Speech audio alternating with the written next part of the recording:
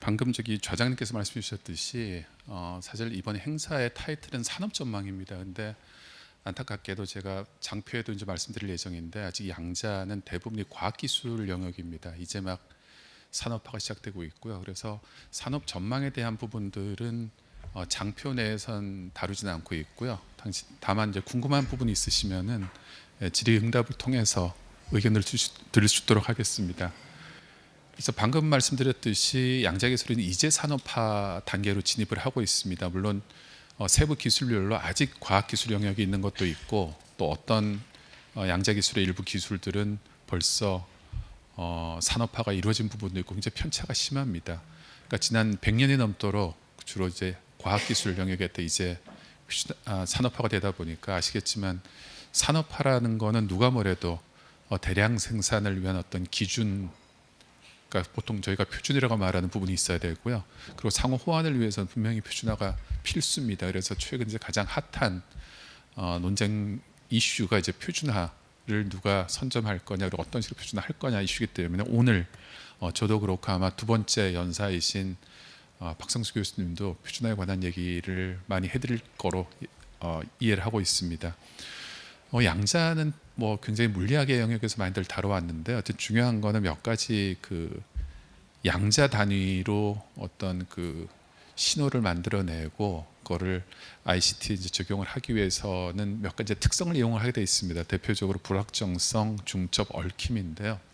그 각각이 양자 통신, 그리고 양자 컴퓨터, 양자 센서와 같은 이제 응용에 이용할 수가 있습니다. 물론 정확히 1:1 매핑, 항상 1:1 매핑 되는 건 아니고요. 서로 간에 섞여서 활용되기도 하고 그렇습니다. 근데 대표적으로 이런 특성을 이용해서 이런 서비스들 혹은 이런 응용 기술들이 나올 수 있다 정도로 이해하시면 될 것 같습니다. 근데 이제 양자 기술을 제가 이제 과학 기술 영역이 있다고 아직 많이 남아있다고 말씀드렸는데 그럼에도 불구하고 왜 그렇게 관심을 갖고 있고 열심히 연구 개발하고 있느냐에 대한 배경은 이 장표로 좀 보실 수 있을 것 같아요. 올해 국가과학기술, 그러니까 대통령 직속, 그리고 대통령님은 이제 아마 참여하고 계신 국가과학기술자문회에서 나온 자료인데 여기에서는 양자기술이 아마 디지털을 대체하는 차세대 핵심 기술이다라고 인식을 하고 계세요. 그럼 우리가 지금 아날로그 시대에서 디지털 시대를 넘어오면서 겪었던 국가 사회 경제가 겪었던 여러 가지 영향들 그리고 임팩트들이 양자 시대에도 분명히 비슷하게 일어날 거기 때문에 미리 준비를 해야 된다라는 컨셉으로 보시면 될 것 같고요. 그래서 어쨌든 표준화가 중요하다고 말씀드렸는데 지금 장표에 보고 계신 주요 국제 표준화 기구들이 대부분 참여를 하고 있습니다.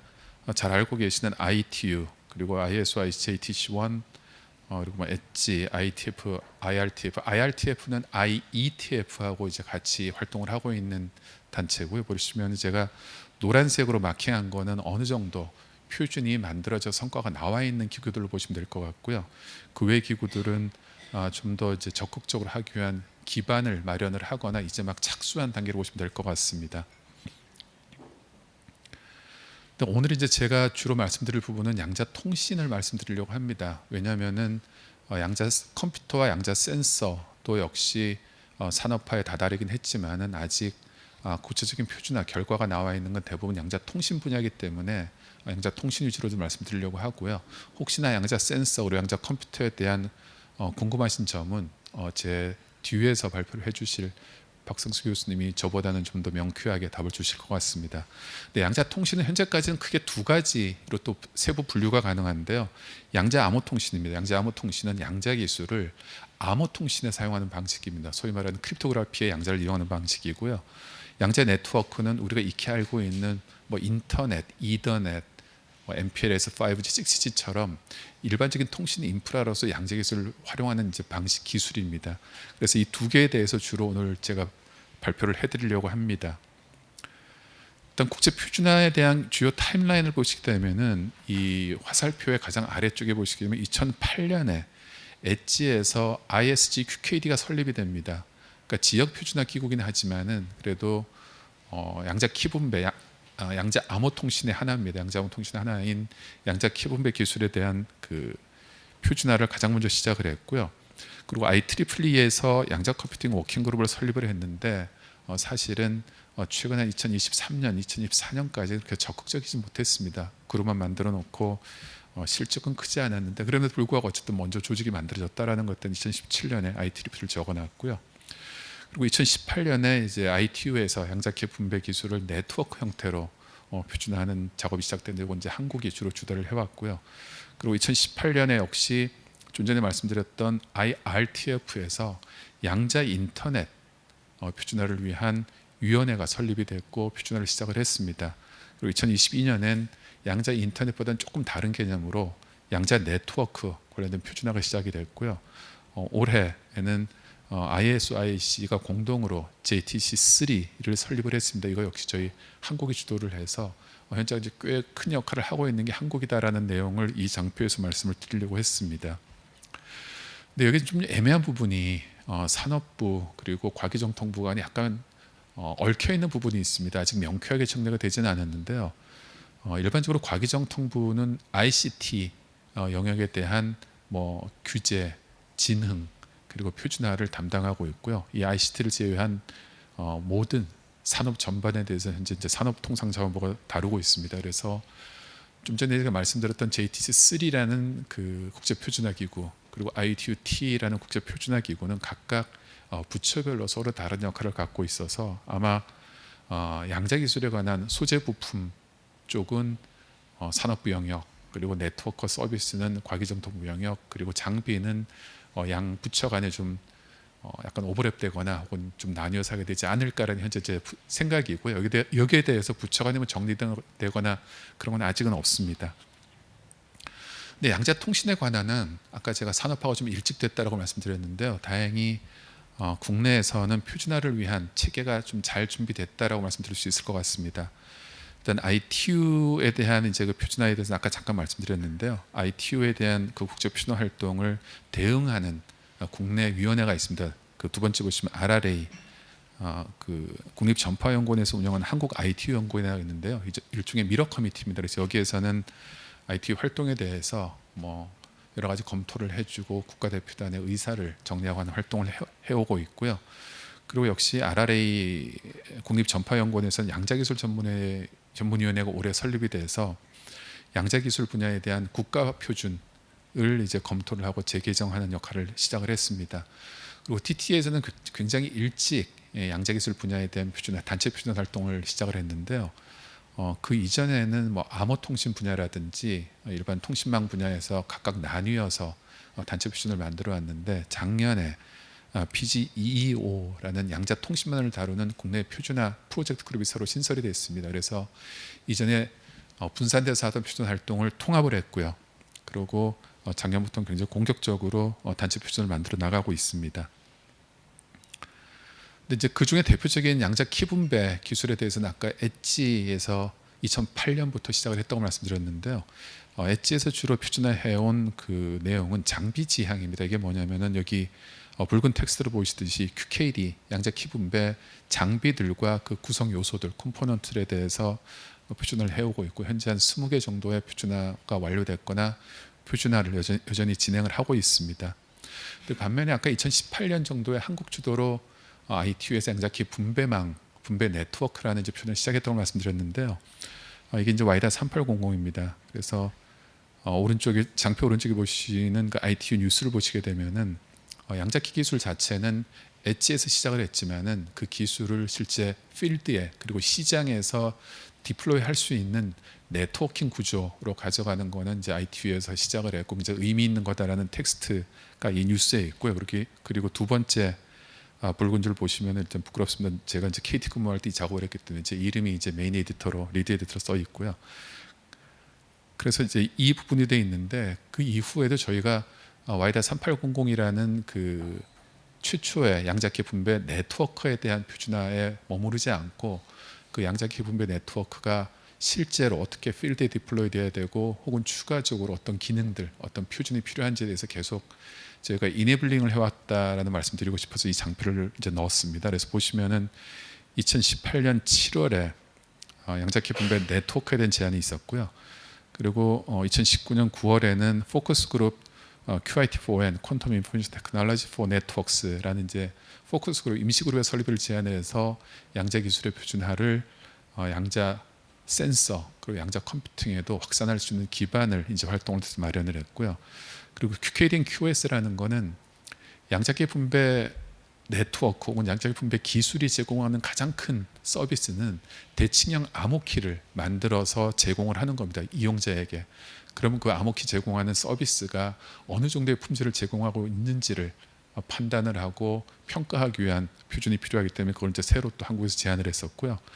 그리고 2011년 7월에는 QKD 네트워크의 인터워킹을 또 새로운 연구 주제로 제안을 합니다. 이건 뭐냐면은 국내에서 대부분의 기업들이 통신망을 이용했을 때 백업망을 갖고 계시거든요. 이게 뭐냐면은 SKT의 이동통신을 주로 쓰더라도 KT나 LG 플러스를 백업망으로 준비를 해서 만약의 경우에 통신 채널을 대체할 수 있는 인프라는 이제 구축을 하게 됩니다. 비슷하게 QKD 네트워크도 서비스를 제공을 할 때 현재로서는 국내에 KT와 SK 브로드밴드가 양자암호 서비스, 양자 기분배 서비스를 상용해서 제공을 하고 있는데 그 두 개 회사 간에 백업망을 구성할 수 있는 기반이 뭐냐면 인터워킹 표준이 필요합니다. 그래서 그런데 이용할 수 있는 인터워킹을 제안을 했었고요. 그리고 이제 최근에 이제 핫한 이슈 중에 하나가 양자 내성암호인데요. 양자 내성암호와 QKD가 제공하는 시큐리티 레벨이 다르기 때문에 물리적 보안이냐 수학적인 그 보안이냐는 차이기 때문에 그 두 개 간에 적절히 조합을 해서 적절한 수준의 보안을 제공할 수 있는 방법론이 필요하기 때문에 그 병합에 대한 컴비네이션의 표준화를 시작을 하자라는 걸 작년에 제안을 했었고 역시 지금 활발히 활동을 하고 있습니다. 그리고 작년 말에는 양자 네트워크를 제안을 해서 이제 표준화가 진행되고 있습니다. 그래서 지금 화면에 보시면은 스타룹 13에서 이제 지금까지 만들어진 표준입니다. 그래서 그 디테일한 것을 설명드리기보다는 이 장표에 보시면은 각각이 어떤 의미를 가지고 있는 표준 문서고 그 내용에 대해서는 뭐 DTA 웹사이트 혹은 IT 웹사이트에서 관련 표준을 찾아서 내용을 보시면 될 것 같습니다. 그래서 많은 부분들이 여전히 한국이 열심히 잘하고 하고 있다라는 얘기를 좀 드리고 싶었고요. 그리고 SG13뿐만 아니라 S17에서도 그 QKD 네트워크가 과연 어느 정도의 보안성을 제공할 건지 그리고 잘 보안성의 문제는 없는지를 평가를 하는 게 지금 화면에 보시는 표준들이고요. 그리고 스타룹 11에서는 그 각각의 필요한 인터페이스들 그리고 프로토콜들을 화면에 보이시는 문서들을 통해서 표준화하고 있습니다. 그래서 이 장표에서 말씀드리고 싶은 거는 지금 양자 기분배 네트워크라는 표준화 분야는 한국이 IT 활동을 통해서 지금까지 이루었던 많은 성취들 중에서 가장 성공적인 분야 중에 하나가 아닐까라는 생각이고요. 그거는 관련된 의장단의 점유율을 저희가 50% 하고 있다는 말씀 그리고 표준 실제 저희가 점유율이 45% 된다는 말씀을 통해서 설명을 드리고 싶었습니다. 근데 이 표준화가 단순히 표준만 만드는 데 그치지 않고요. 한국에서 아까 말씀드렸던 양자암호 통신, 양자 키분배 서비스가 상용화되어 있는데 그 상용화를 이루는 데 있어서 현재 많은 역할을 했다라는 말씀드리고 싶었습니다. 그리고 네트워킹 방식이라는 거는 와이다 3800을 기반으로 좀 만들어진 그 컨셉인데요. 저희 그 상용화 서비스의 구조, 네트워크 구조에 지금 적용이 되어 있고 역시 개방형 계층 구조 자체도 이 국정원에서 양자암호 통신 장비에 대한 국가 검증 제도가 되어 있는데 거기에 정의되는 각 장비들이 이 계층화된 모델에 따라서 정의가 돼서 지금 장비군도 형성이 되어 있습니다. 이렇게 계층별로 장비 기능을 만들어놨기 때문에 공제 양자암호 생태계가 조기에 구축됐다라는 말씀드리고 싶은 부분인데요.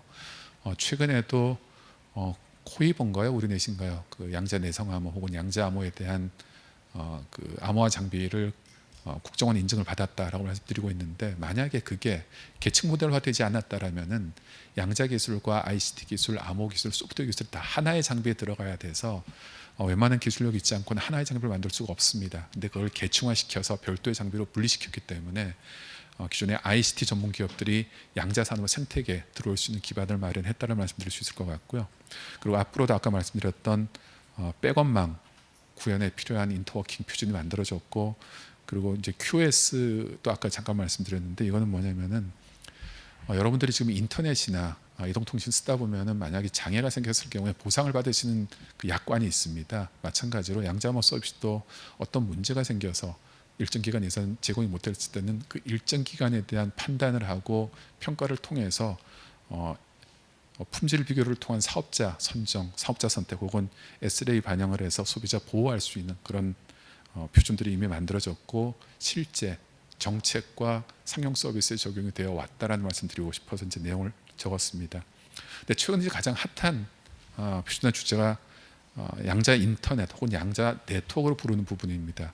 이제 아시겠지만 디지털 컴퓨터의 그 캐퍼빌리티를 원격지에서도 이용을 하고자 하는 시도가 현재의 디지털 인터넷의 시작이라고 생각을 하면은 퀀텀 컴퓨터가 지금 만들어지고 있는데요. 그 역시 원격에서 양자 상태로 이용할 수 있는 방법론이 결국은 퀀텀 인터넷이 될 수밖에 없고 그 부분에 대한 기술 개발 그리고 표준화가 열심히 진행을 되고 있습니다.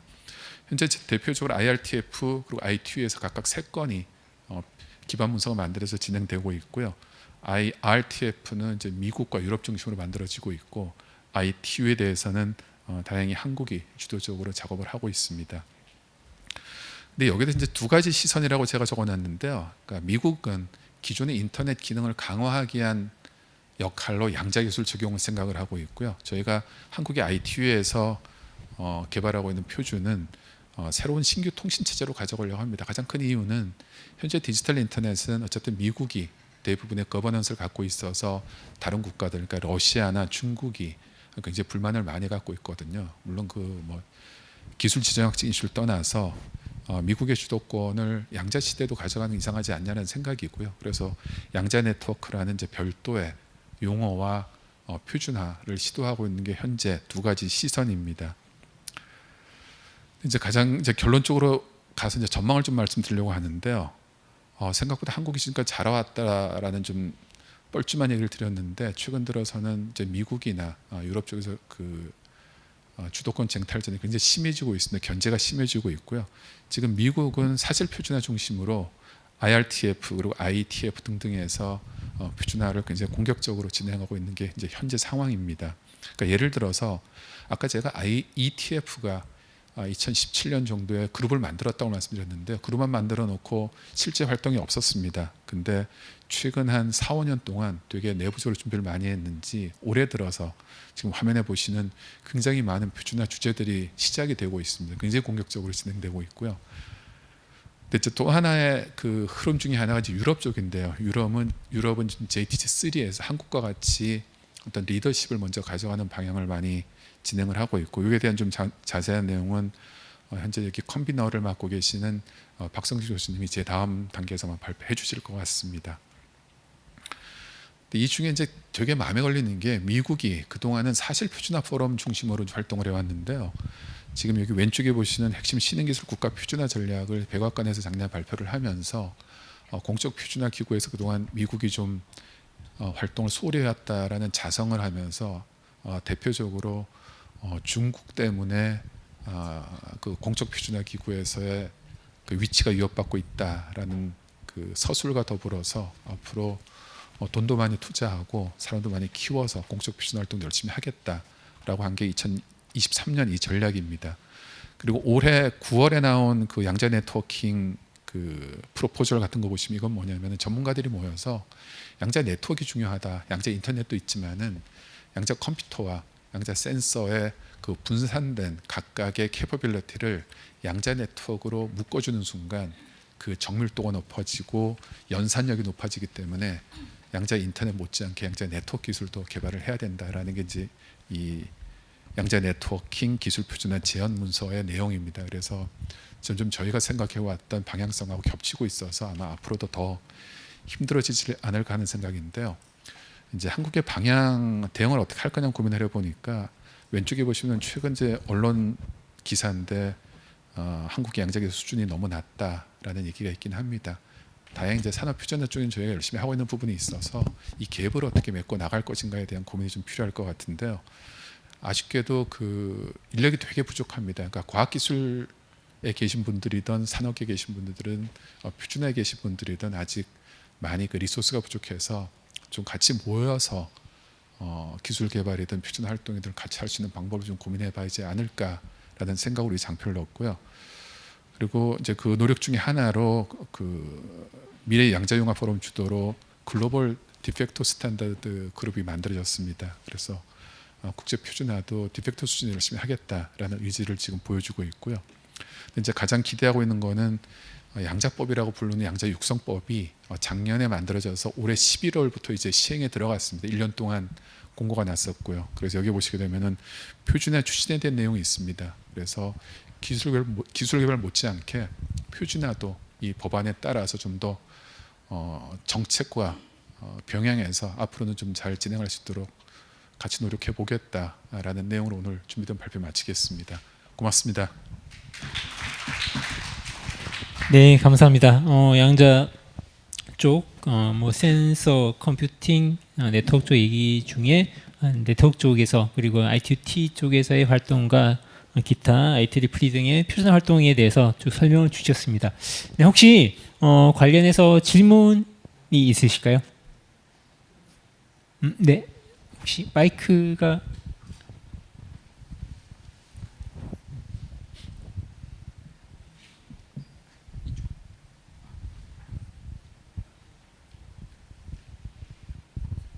예, 감사합니다. 아까 그 디펙트하고 디주리하고 그 보여주신 것 중에서 굉장히 좀 특이했던 게 왜 디펙토가 있을까 하는 생각이거든요. 그것도 IEEE 같은 가장 대표적인 표준 기관이 이제 디펙토로 나와 있다는 게 굉장히 좀 특이하다고 생각을 했는데 그게 그 뒤에 말씀해 주신 지금 러시아하고 중국 그다음에 미국 간의 그 표준화에 대한 시각차 때문인가요? 아니면은 어떤 다른 특별한 이유가 있는가에 대해서 좀 궁금하네요. 예, 좋은 질문 고맙습니다. 그 디주르 디펙토에 대한 구분은 제가 임의로 한 건 아니고요. 그러니까 DTA나 여러 그 표준화 기구들에서 국가 간 어떤 대표성을 띈 그 그룹이나 위원회 같은 경우에는 디주르 공적 표준화 기구로 정의를 하고요. IEEE 같은 경우에는 어쨌든 미국 전기전자공학회로 알고 있습니다. 그러다 보니까 국가 간 연합의 성격이 없기 때문에 디펙토로 분류하는 걸로 알고 있습니다. 요거는 저기 차 박사님께서도 코멘트해 주실지 않을까 싶은데요. 네, 저희가 사실 이제 공식 표준화 기구로 구분하고 있는 게 ISO IC 쪽과 ITU 쪽 이렇게 두 가지만 저희가 공식 표준화, 그러니까 디조르로 구분을 하고 있고요. 그 외에 말씀하신 IEEE라든지 ITF 등은 모두 이제 디펙토 표준으로 구분을 하고 있습니다. 그리고 그 QKD에 대해서 보통 저희가 알고 있기로는 그 QKD의 가장 큰 장점이 보통 이제 고전적인 그 침해 방법 중에서 맨 인 더 미드 어택 같은 경우에 사실상 이게 뭐 여러 가지 방법들이 있긴 했지만 그동안은 그러니까 사실상 이걸 확실하게 알아내는 방법도 없고 그다음에 이게 정말 얘가 갖고 있는지 이게 탈취가 됐는지 안 됐는지를 이제 확인할 수 있는 방법으로 이제 저는 이해를 하고 있는데 이것 외에 이미 그 암호화돼서 보관되어 있는 정보 자체에 대해서 이 QKD에 대한 어떤 표준이 존재할 수 있는 건지 제가 지금 잘 이해가 안 되거든요. 예, 혹시 장표 잠깐 볼 수 있을까요?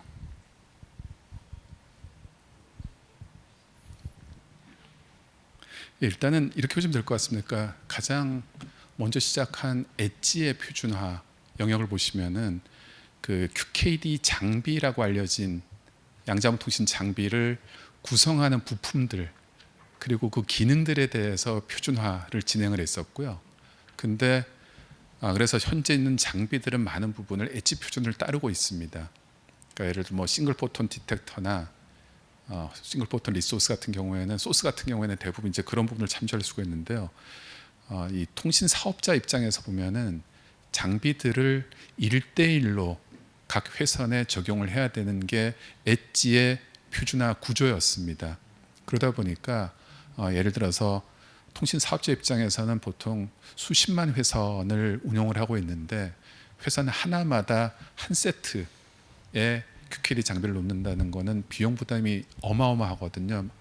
그러니까 한 4년 전 분석에 따르면은 KT 같은 경우는 한 30조 원이 필요합니다. 그 당시 비용으로.